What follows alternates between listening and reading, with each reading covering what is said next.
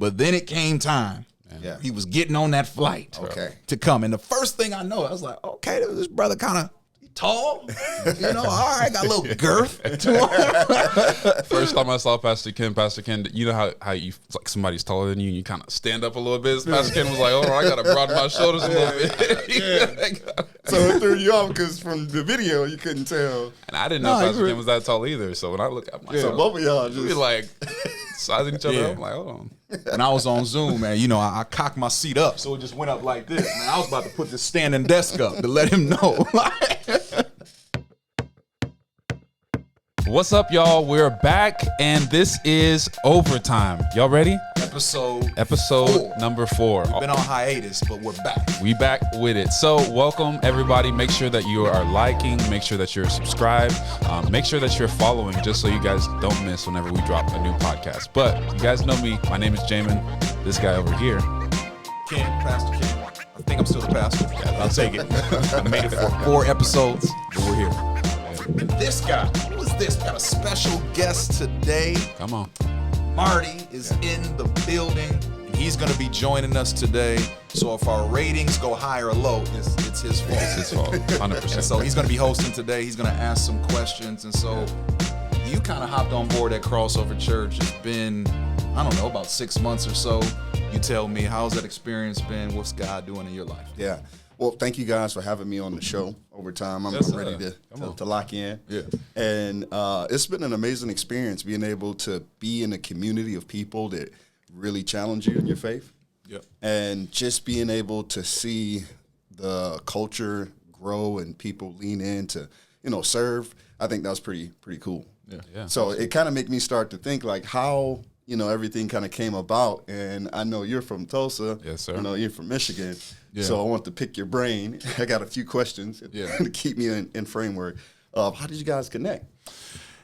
Yeah. So Marty's been on board for about 6 months. Yep. I believe Jamin and his wife Glory came in about August, right? Yep. And so your experience at Crossover Church has just been with Jamin, our right. worship director. But the question becomes, sometimes people ask me, so who's this guy jumping on stage? Yeah. You got these new people in your church, and how did it come about? And so we've been at church now for about 7.5 years, and every church, when you start out, everybody has certain issues, amen, that follow you throughout your ministry. And for us, our issue has been trying to find just the right people, the right fit in terms of worship. We always had teaching ministry, but yet we wanted someone who can come to take our worship to another level. Now, our first 3 years of church, we were worshiping. I mean, we had Kurt Franklin coming in. Oh, come on. We had Tasha Cobb, Yes, sir. Ty Tribbett. Ty Tribbett. And I remember I used to get up on stage. It's like, man, we got Kurt Franklin in the house today. Everybody would stand up,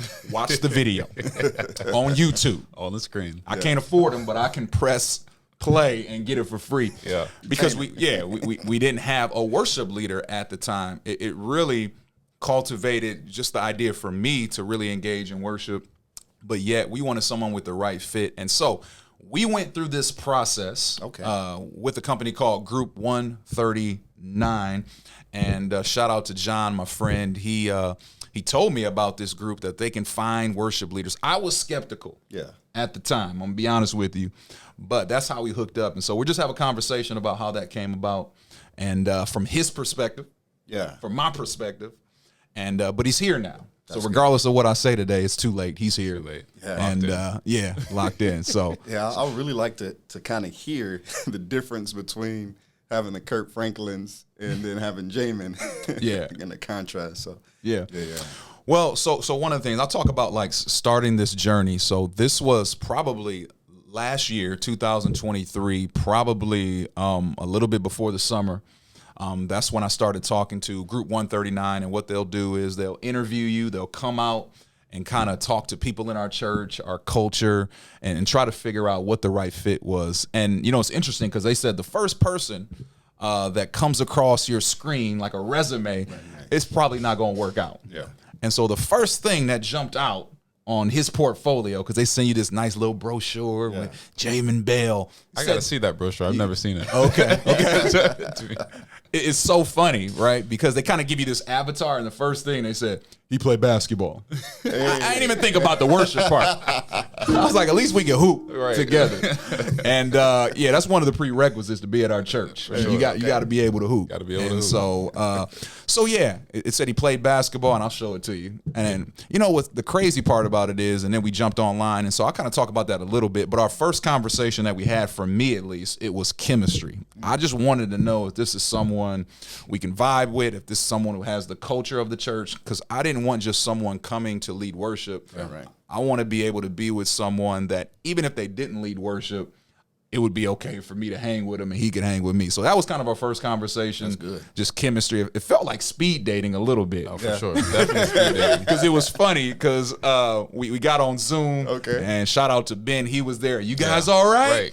I'm going to log off now. So who was that? So Ben, he works for Group 139. Yeah, he's the creative one director. who hooked us up. Yeah. Okay. And so then we're on Zoom, and he was like, "Are you guys good? Y'all all right? All right, I'm gonna log off right now. I'll let you guys do your thing." Hey, my name's Ken.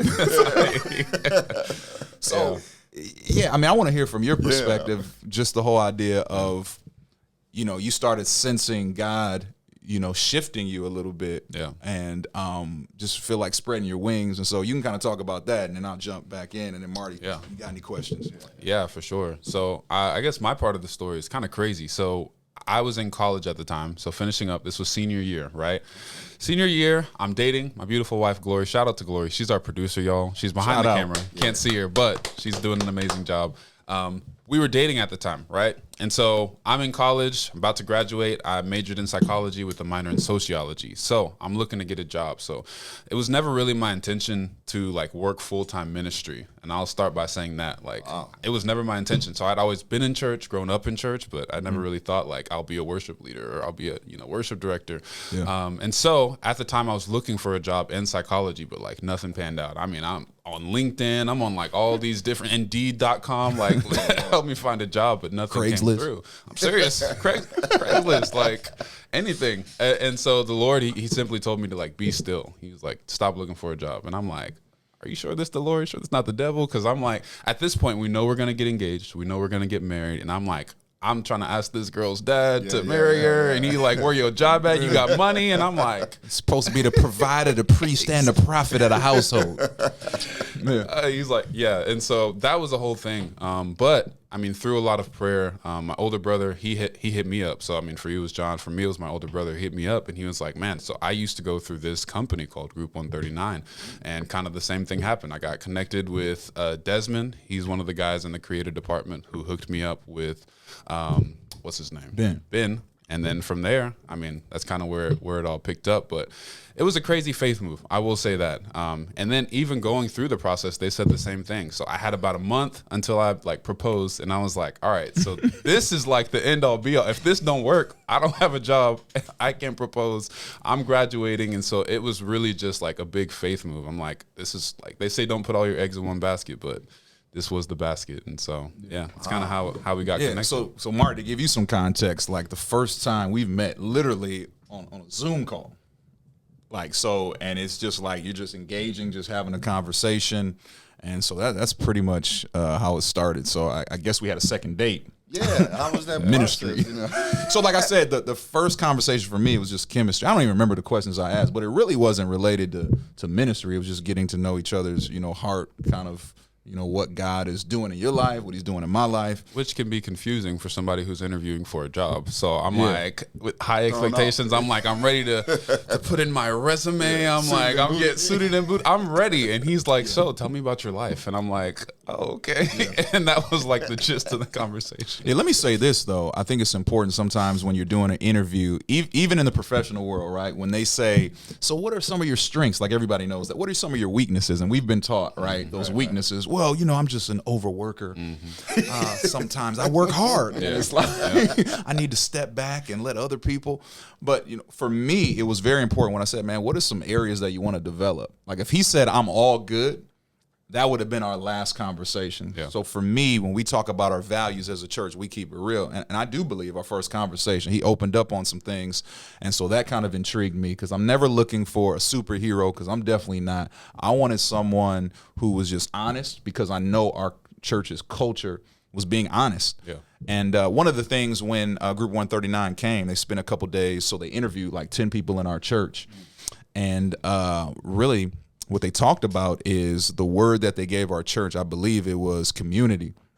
And so it's just very important that we didn't want just someone coming, singing songs, leaving, and then coming back singing songs. That's what we kind of had before. We really wanted someone immersed in our church and our culture, where even if he didn't lead worship, he still would fit into our culture. Yeah. Man, that's amazing. Yeah, man. And so it was a crazy process. I mean, I think it took how many months? It might have been 2 or 3. About 3 months. It was a long process. Yeah. But the crazy thing is that although it was a long process, if we got to about month 2 or 3, I don't know about you, and it didn't work out, I'd have been like, I'm good. McDonald's because it was long. But I say that. Yeah. I say that although it was a long process, it was necessary. Oh, for sure. Because honestly, the burden was more on him than it was on me. If it didn't work out, I'm still at the crib. Yeah. But for him, and I was sensitive to that, like, dude, you're moving from Tulsa to Michigan. You're about to now. At the time, talk about this because at the time, I wish I should bring Glory in here for a minute. At the time, he wasn't even engaged. I was not. Now he's married. Yeah. Got a dog. Yeah. They moving on up right now. Follow him on Instagram, bear_collectives. So for me, it was like, I don't want you to move up here, and then 3 months later, you're like, what did I do? You know. So we've had those conversations. So the first conversation was chemistry. The second conversation was character. Yeah. Where I was like, okay, I got to know. Yeah. Like, I mean, so we walk through even scripture, 1 Timothy 3, where it talks about being in leadership, but also, man, what are some character traits that you do well? And what are some character traits that, you know, right now you're presently working on? So for me, it's important not just to bring someone to do worship, like discipleship is the center of our ministry. And so, just want an opportunity. Like for me, it's not just about Jamin or anyone coming to do a particular role. It's like, after you leave, I want you to be a better follower of Jesus. That's important. It's all about purpose. And I'll say that even in like being engaged to Glory. So we did get engaged, and like after the process, like and everything went through, it was like, all right, we're good. But now it's like big faith moves, like big faith steps. So Tulsa, from Michigan is about 16 or so hours away. And so, we got to get in a U-Haul and drive all the way because we got to pack all of our stuff from the apartment.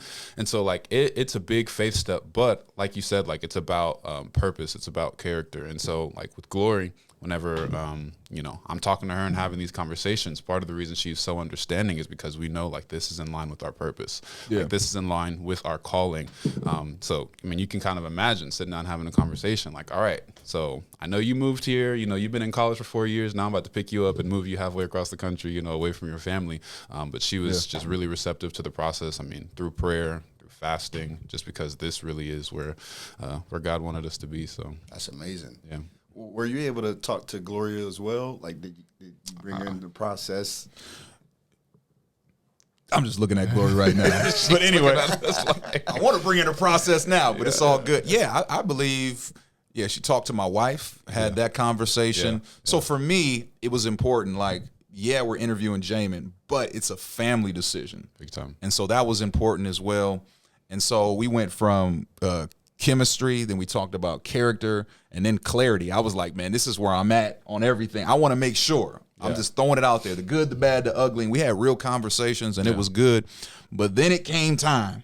Yeah. He was getting on that flight to come. And the first thing I know, I was like, okay, this brother kind of tall, all right, got a little girth to him. First time I saw Pastor Ken, you know how you, like somebody's taller than you, and you kind of stand up a little bit. Pastor Ken was like, oh, I got to broaden my shoulders a little bit. So it threw you off because from the video, you couldn't tell. And I didn't know Pastor Ken was that tall either. So when I look at myself, so both of y'all just like sizing each other up. I'm like, hold on. When I was on Zoom, man, I cocked my seat up, so it just went up like this. Man, I was about to put this standing desk up to let him know. Oh my gosh. Oh yeah, no, it was hilarious. But they came, and I think it was for about 2 days, or whatever. And here's the crazy part. The crazy part is this, and I never really thought about it, and we mentioned it before, that when he came, I never heard him, bro. We're talking about a worship director job, like worship leader, worship director. Yeah. I never heard him sing. Not one. That wasn't even never on Zoom. I said, hey, man, Yeah, go ahead and give me some octaves. Give me some notes right now. But for me, but really, I learned through that process, this is what I'm looking for. I'm not looking for someone just on stage who's singing. Yeah. I'm looking for someone, and here's the thing, because it couldn't just be a job. It has to be calling, right? Yeah. Like, I know the vision God has given us for worship, but it's something that I couldn't articulate. Mm-hmm. You know what I mean? Yeah. Like, I see it. And so for me, that was the important part, man. It's really about who the person is, the person's heart, because I believe worship really stems from the heart. Versus, it's just about what's coming out of your mouth and sounding good. So he came. I never heard him. So the first time he gets up on stage, he's putting the mic up. Yep. And he hits that first note. I'm like, oh, God. I was like, okay, all right. I didn't got to send him back on that plane. Knees was wobbling. 3, 2, 1. Welcome to Crossover Church. We're getting ready to worship. Start strumming that guitar. I was like, all right. So, yeah. No, it was great. Yeah, how was you feeling? I was nervous. I was very, very nervous. And so, I mean, they're there, and like at the time we were still mobile, right? Yeah. So we were getting stuff off of the trailer and like setting stuff up. So I was like, I didn't really have a chance to warm up. And so I was really just relying on the Holy Spirit because I'm helping to set up the speakers, making sure I got the input from my guitar. Well, you know what worship leaders do every time they're getting ready to sing. I got a little cold. I got a little cold. I think I did say that. I had my cough drops on deck. All right, here we go.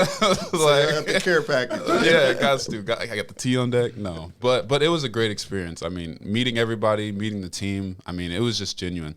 But the crazy part about it is in talking to the team and the people in the congregation, pretty much like you, Pastor Ken, not once did they talk about how well I sang or how good of a singer I was or even how good of a worship leader I was. The main thing they wanted to know is that I was just a good person, that I had good character. They were like, we've had a lot of worship leaders come through here, and we just want to know that you're actually here for the community. We want to know that you're actually here to pastor us. Like, we want to know that you're here so that, like, we can have a friend, like another part of the community. And that, to me, just for me and Glory, like, that really stuck out. And so in conversations with Pastor Ken and his wife, like, the biggest question they asked us, they were like, if you came to Crossover and you never sang another song, you never played another instrument, like, would you continue to come here? And I think that was the moment, like, for me and Glory, like, we looked at each other and we thought about it. We were like, without a shadow of a doubt, like, yes. And I think that's the biggest thing. Like, so many times we go places just for the job, but it's like, if the job wasn't even an option, would you still be here? Yeah. And I think that's how you really know, like, where that calling is. So what was it that made you have that heart to say, if I never sing here, that I still would be connected? Yeah, 100%. Man, it was the community, the people, definitely Pastor Ken. I mean, he's been, even just in these past 5-6 months, like, such a big influence, like, on me, like, helping me to actually get in the Word. I mean, we're memorizing scripture together. Like, we're doing a lot of things, like, behind the scenes. And I think that's what it was. Like, even in all of our conversations, like, it was never about the platform or never about the stage. Like even still sometimes I'm like, is this a worship leading job or is this like a discipleship? Like, I'm trying to That's beautiful. like, it's such a beautiful thing because so many times, and I've been at a lot of churches, I mean, I've ministered at a lot of places on a lot of big platforms, and it's always about how well you do on stage. Here at Crossover, it's never been about how well you do on stage. And if you think about it, that's how God is. God doesn't care how well I sing with a mic. Yeah. He doesn't care how good I strum a guitar, but he does care how good of a disciple I am. He does care how good of a husband I am, right? And those are the things that I believe, like, really helped me to know that, like, this was a place we need to be rooted. Yeah. So speak to that. Is that, like, something that you really focus on, is developing passionate followers? Yeah. So for about 7 years, it's just been me. Yeah. But I said before he came on, I was even thinking, like, so what does this even look like? Right. And, just I think personal conviction is just this idea, like, at the end of the day, when Jamin stands before the Lord, when I stand before the Lord, he's not going to ask me, did you help Jamin become a better worship director? But he is going to ask anyone that comes to my church, did I help them become a better disciple? Yeah. And so, we kind of changed the game. We talked about, like, anyone who comes now, I know if we hire somebody in the future, it's like, do you like praying? Yeah. Because that's the first thing we do Mondays at 9 a.m. Yeah. And Wednesdays we're in a discipleship group. So a lot of it can feel like personal development, spending time with Jesus. But I do think it translates to what we see on stage. 100%. You know? 100%. And I think that's important because there's times where I'm like, man, we should be doing like ministry, but I'm like, this is the ministry. Yeah, like this is the work. This is the work right here, and we've seen the evidence of it. And so yeah, I mean, a lot of times I'm benefiting from the evidence. Yeah. I mean, a lot of times, you know, you hear in churches like grind. We got to grind, work more hours. But I realize, man, the harder you work doesn't necessarily give you results. I've learned that the hard way. That's true. And really what I've been thinking about pondering like the last year is John 15. We even preached through it, abide.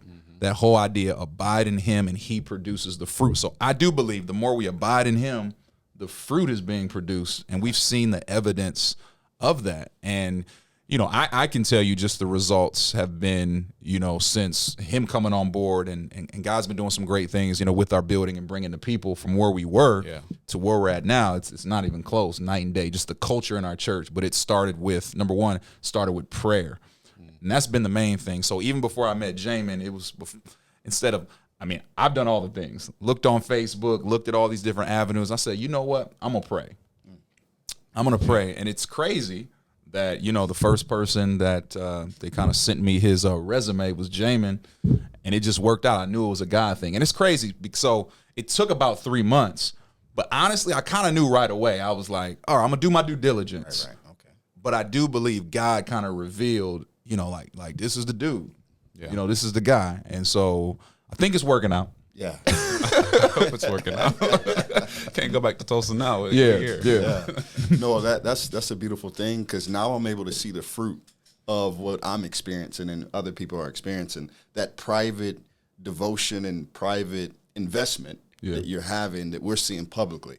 Because a lot of times we don't get a chance to see what happens in the private, but most of the time what happens in the private is a reflection in the public. So that's pretty good. That's a word you're preaching right there. Yeah. And so for us, I always wanted, it's hard to articulate, but I wanted a word empowered church. What I mean by that is sometimes some churches will emphasize like the worship experience, which is awesome, but then necessarily don't put emphasis on the word. Like we already had the word. We were already preaching from the Bible.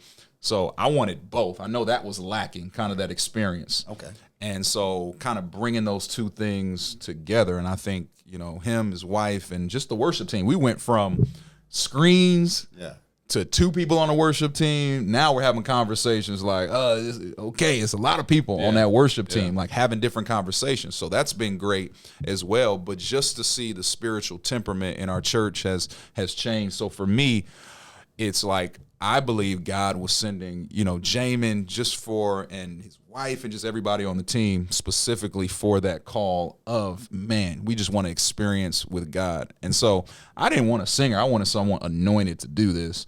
And, you know, he definitely is. And it's been awesome just to see. And I think it's just the beginning of what God is doing. And then we just added the prayer element to it.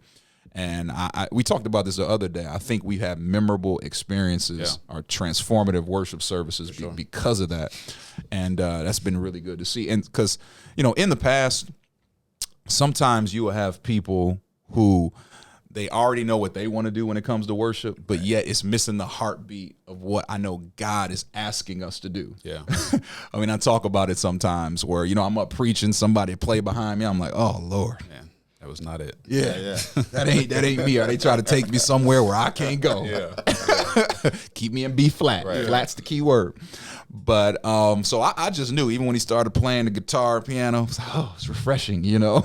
It's so that's important because before Jamin, before myself, God knew exactly what he wanted this culture to be. We're just along for the journey, and I just believe it's the beginning of what God is doing. But we're seeing a glimpse of the beginning of, man, where God is taking us on this journey. Yeah, 100%. And I mean, the last thing I'll say is it really is about like what happens behind closed doors. So I mean, that's our story. It's kind of how we met. But even now with the worship team, like with everything that we're doing and all the memorable services and experience that we're having on stage, it's because we're now like starting to put in the work, which for some people, you know, is how many harmonies you can do or, you know, how cool of a song you can do. But for us, it's like, let's circle up and pray. You know, for us, it's like, let's get in this word and like, let's actually map out like, what is the song saying? How does it line up with the word? And how can we like convey that to the congregation? Because if we just get up there and sing, like it might as well just be a concert. And for me, it's never about that. It's really about ministering to the heart of God and making sure that the people have a way to connect and worship the heart of God as well. That's a beautiful glimpse because it sounds like he's talking about practice. Right? Talking about practice. This is, yeah. And I think that's pretty awesome because a lot of times when we think about practice, it's just the doing, but from what I'm hearing, you're saying the being. Oh, for sure. Prayer and the gathering. So yeah. Would you say that you guys have chemistry because you guys practice? Well, I would say I think it goes back to the discipleship groups, the praying for one another, Yeah. those different things, I think leads to the chemistry. I mean, it's kind of cool. There's times I can get up on stage. I'm saying like, hey, let's go to this song. And he's already doing it. I mean, there's been times he's came and was like, hey, man, I think the Lord is telling us to do this song. I'm like, in the morning, that's what God said. Yeah. So it's just awesome to see that. And it's just a God thing. Yeah. I can say this, that I think God just kind of knitted it all together. But it started with prayer. While he was praying, I was praying. God already knew. We just had to be obedient and step out on faith. That's awesome. My faith was 10 minutes down the street. His faith was 16 hours. Talk about some in a faith. U-Haul. So he had to have a little bit more faith than I had. Man. I get that.